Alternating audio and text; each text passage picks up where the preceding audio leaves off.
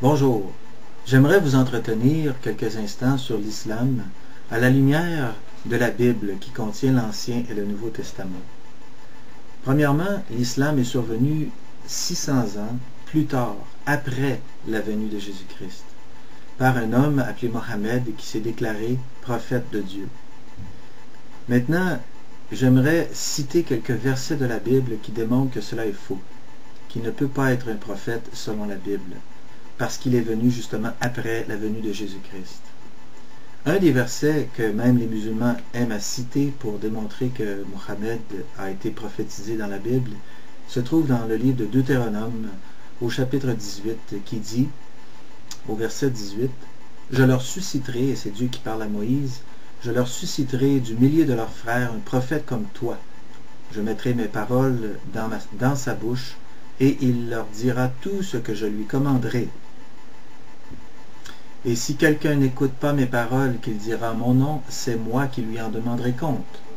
Mais le prophète qui aura l'audace de dire en mon nom une parole que je ne lui aurai point commandé de dire, ou qui parlera au nom d'autres dieux, ce prophète-là sera puni de mort. » C'est une chose très solennelle de se déclarer prophète de Dieu à cause des conséquences et des responsabilités qui s'y rattachent. Mais les musulmans aiment à souligner dans ce verset l'expression « au milieu de leurs frères » pour démontrer que eux, les Arabes, sont les frères des Juifs parce que Mohammed est un descendant d'Ismaël. Mais cela contredit tout l'enseignement de l'Ancien Testament qui démontre clairement que tous les prophètes dans l'Ancien Testament étaient des enfants d'Abraham, d'Isaac et de Jacob, et non pas d'Abraham et d'Ismaël. Mais aussi, quelque chose que les musulmans ne savent pas ou ne veulent pas qu'on sache, c'est que l'apôtre Pierre, dans le livre des Actes des Apôtres, au chapitre 3, au verset 22, lorsqu'il est en train d'annoncer la bonne nouvelle, l'Évangile, au peuple d'Israël, cite ce même verset et l'applique à la personne de Jésus-Christ, le Messie. Lui-même dit donc au verset 22, « Moïse a dit, « Le Seigneur votre Dieu vous suscitera d'entre vos frères un prophète comme moi.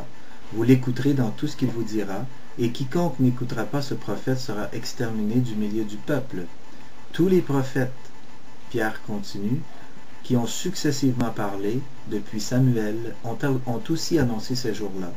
Vous êtes les fils des prophètes et de l'alliance que Dieu a traitée avec nos pères, en disant à Abraham, toutes les familles de la terre seront bénies en ta postérité. C'est à vous, premièrement, que Dieu, ayant suscité son serviteur, en parlant de Jésus-Christ, l'a envoyé pour vous bénir en détournant chacun de vous de ses iniquités. Alors, le verset de Deutéronome 18 s'applique au Messie, à Jésus-Christ, et non pas à Mohammed.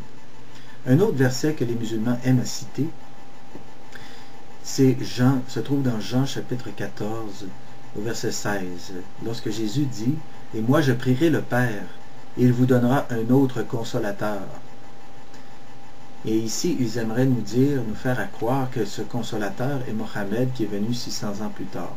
Mais ça aussi, c'est vraiment malhonnête parce que le Seigneur Jésus, quelques versets plus loin, nous dit clairement qui est le consolateur. Au verset 26 du même chapitre 14 de l'évangile de Jean, « Mais le consolateur, l'Esprit Saint, que le Père enverra en mon nom, vous enseignera toutes choses et vous rappellera tout ce que je vous ai dit. » Alors, le consolateur ici, c'est pas Mohammed, c'est l'Esprit Saint. Et cette prophétie a été accomplie quelques jours, environ 40 jours après le retour de Jésus-Christ au ciel, après sa résurrection évidemment, par la venue du Saint-Esprit dans Actes chapitre 2. Alors on peut aller vérifier ces choses-là dans la Bible. Alors non, ce verset ne s'applique pas non plus à Mohammed. Un autre verset qui nous dit que on n'a plus à attendre aucun prophète après la venue de Jésus-Christ, c'est Jésus-Christ lui-même qui le dit, se trouve dans Marc chapitre 11, qui nous dit « Je vous le dis en vérité, parmi ceux qui sont nés de femmes, il n'en a point paru de plus grand que Jean-Baptiste. Cependant, le plus petit dans le royaume des cieux est plus grand que lui. Depuis le temps de Jean-Baptiste jusqu'à présent, le royaume des cieux est forcé, et ce sont les violents qui s'en emparent. Car tous les prophètes et la loi ont prophétisé jusqu'à Jean. Et si vous voulez le comprendre, C'est lui qui est l'Élie qui devait venir. Que celui qui a des oreilles pour entendre, entende.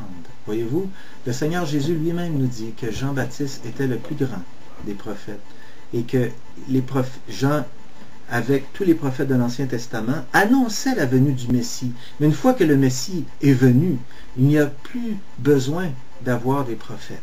Voyez-vous?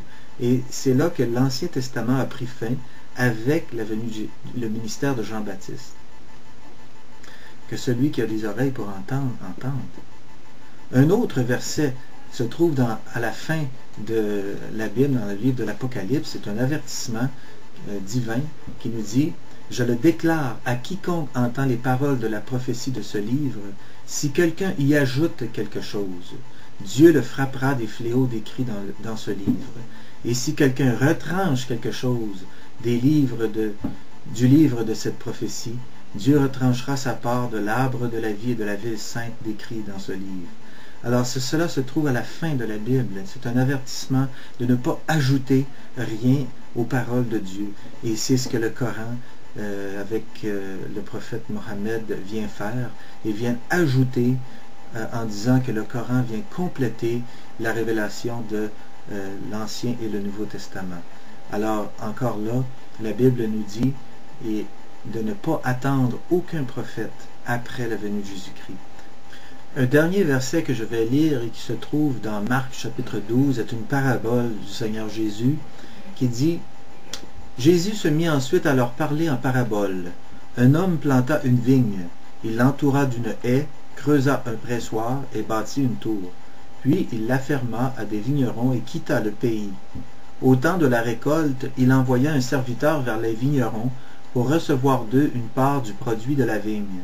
S'étant saisis de lui, ils le battirent et le renvoyèrent à vide. Il envoya de nouveau vers eux un autre serviteur. Ils le frappèrent à la tête et l'outragèrent.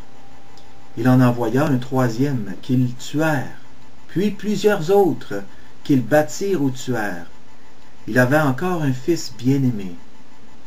Il envoya vers eux le dernier, en disant « Ils auront du respect pour mon fils. » Mais ces vignerons dirent entre eux, « Voici l'héritier, venez, tuons-le, et l'héritage sera à nous. » Et ils se saisirent de lui, le tuèrent et le jetèrent hors de la vigne. Maintenant, que fera le maître de la vigne? Il viendra, fera périr les vignerons, et il donnera la vigne à d'autres.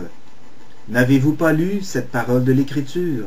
La pierre qu'ont rejetée ceux qui bâtissaient est devenue la principale de l'angle. C'est par la volonté du Seigneur qu'elle l'est devenue.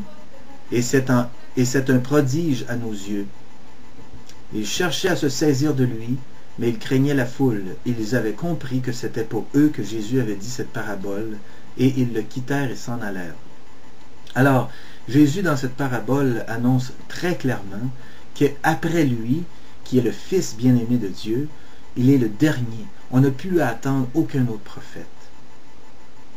Alors, de dire qu'un autre prophète vient après Jésus-Christ, c'est de contredire les paroles mêmes de Jésus-Christ. Alors, le Coran ne peut pas être une révélation divine qui vient compléter l'Ancien et le Nouveau Testament. Parce que le Coran est arrivé 600 ans plus tard. Et il est rempli de plusieurs autres contradictions avec la Bible. Il faut se rappeler donc que le rôle des prophètes était d'annoncer la venue du Messie qui s'est déjà accomplie par la venue de Jésus-Christ il y a 2000 ans.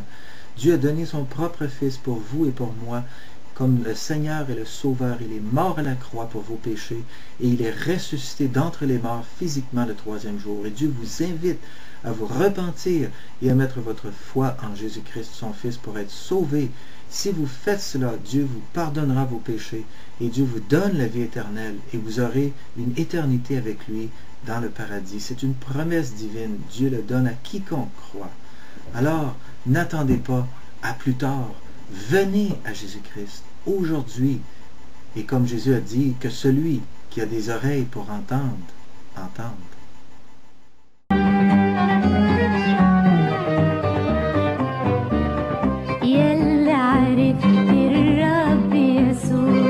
واتمتعت بنور إنجيله يلي عرفت الرب يسوع تعاتبني